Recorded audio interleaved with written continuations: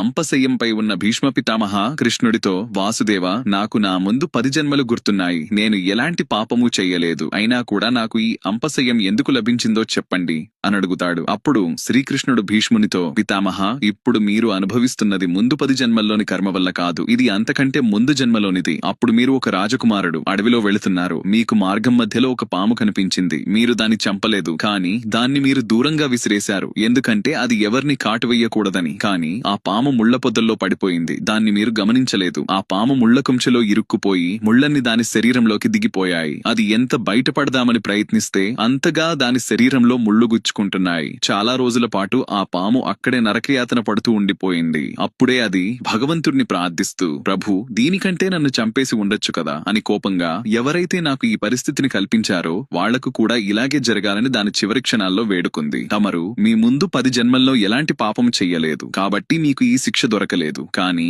ఈ జన్మలో మీ కళ్ల ముందే ఒక స్త్రీకి అన్యాయం జరుగుతుంటే మీరు ఆపలేదు. ఆ క్షణమే మీరు ఈ పాపంలో భాగమయ్యారు. కాబట్టి ఎలాగైతే ఆ రోజు ఆ పాము ముళ్ల పొదల్లో చిక్కుకుందో, అలాగే ఈ రోజు మీరు అంపశయ్యంలో చిక్కుకున్నారు. మీరు ఎంతటి కర్మనైతే చేస్తారో అది మీకు తప్పకుండా జరుగుతుంది. అది ఈ జన్మలోనైనా లేదా మరు జన్మలోనైనా అని కృష్ణుడు భీష్మునికి వివరిస్తాడు.